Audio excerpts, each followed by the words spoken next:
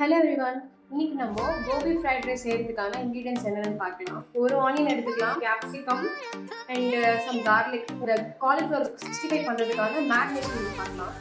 1 spoon of ginger garlic paste கொடுக்குறேன். இந்த மாதிரி உப்பு மட்டும் தேவை. கரம் மசாலா கொடுக்குறேன். 1 spoon of plain chilli powder கொடுக்குறேன். ஒரு 5 to 6 ஸ்பூன்ஸ் ஆஃப் கார்ன்ஃப்ளவர் கொடுக்குறேன். 3 இல்லை 4 ஸ்பூன் அளவுக்கு தயிர். காலிஃப்ளவர் நிறைய இருக்கிறது 1 ஃப்ளோர் போட்டுக்கலாம்.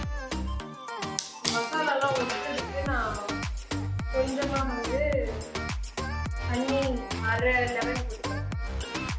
1 டேபிள் ஸ்பூன் ஆஃப் அரிசி மாவு போட்டுக்கலாம். இன்னைக்கு இந்த காலிஃப்ளவர் மேரினேஷன் ரெடி ஆயிடுச்சு. லைக் நான் இப்போ வெஜ்ஜில் சாப் பண்ணிக்கலாம், ஆனியன் சாப் பண்ணிக்கலாம். தடாக கீற்று நீந்தி போவேன், நீரைத்தான் நிலாவில் இறைத்தான் நிலவள்ளி தின்று விண்மீனாகிறேன்.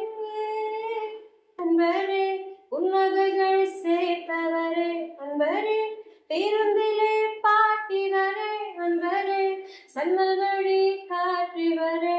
ஸோ இந்த வெஜ்ஜீஸை நம்ம சாப் பண்ணிட்டோம். கேப்சிகம் நான் கொஞ்சமாக தான் போட்டிருக்கேன். இந்த ரெசிபியை உங்களுக்கு நெக்ஸ்ட் வீடியோவில் ஷேர் பண்ணுறேன். அண்டில் தென் டாடா பாய் என்று சொல்லி விடைபெறுவது உங்கள்